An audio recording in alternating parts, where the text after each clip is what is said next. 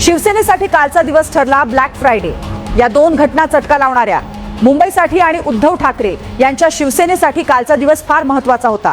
पण कालचा दिवस शिवसेनेसाठी ब्लॅक फ्रायडे ठरला आहे।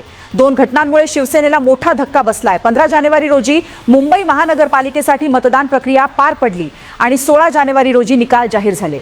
घोषित झालेल्या निकालानुसार राज्याप्रमाणेच मुंबईत देखील भाजप पक्ष मोठा ठरला आहे। जवळपास 25 वर्ष मुंबईवर ठाकरेंचं वर्चस्व होतं, पण समोर आलेल्या निकालानंतर उद्धव ठाकरे आणि त्यांच्या गटाला मोठा धक्का बसला आहे। अनेक वर्षांनंतर उद्धव ठाकरे यांच्या हातातून मुंबई महानगरपालिका गेली आहे। या निवडणुकीत मुंबईत ठाकरे गटाला केवळ 65 जागांवर समाधान मानावे लागले आहे। या राजकीय धक्क्यानंतर ठाकरे गटासाठी आणखी एक वाईट बातमी समोर आली। शिवसेनेच्या पहिल्या महिला आमदार आणि ज्येष्ठ नेत्या नीला देसाई यांचं निधन झालं आहे। शुक्रवारी रात्री नीला यांचं निधन झालं आहे। शुक्रवारी रात्री 10 वाजता नीला यांनी अखेरचा श्वास घेतला।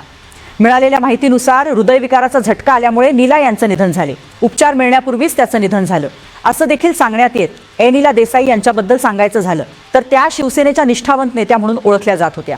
जेव्हा महिलांची संख्या राजकारणात अत्यंत मर्यादित असताना त्यांनी राजकारणात स्वतःची ओळख भक्कम केली। बाळासाहेब ठाकरे यांच्या विश्वासामुळे नीला यांना संधी मिळाली आणि त्यांनी संधीचं सोनं केलं। नीला देसाई या शिवसेनेच्या पहिल्या महिला आमदार होत्या।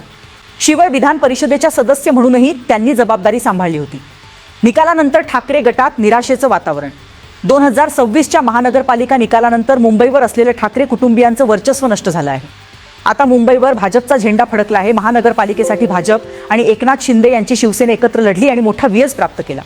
227 जागांपैकी 118 जागांवर महायुतीच्या उमेदवार विजयी ठरले। एकट्या भाजपने 89 जागांवर विजय मिळवला आहे, तर एकनाथ शिंदे यांच्या शिवसेनेने 29 जागा राखल्या।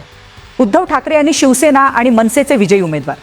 शिवसेनेने युबीटी 65 जागा जिंकल्या, मनसेने 6 जागा जिंकल्या, राष्ट्रवादीने शरद पवार 1 जागा जिंकली, काँग्रेसने 24 जागा जिंकल्या आणि एआयएमआयएमने 8 जागा जिंकल्या।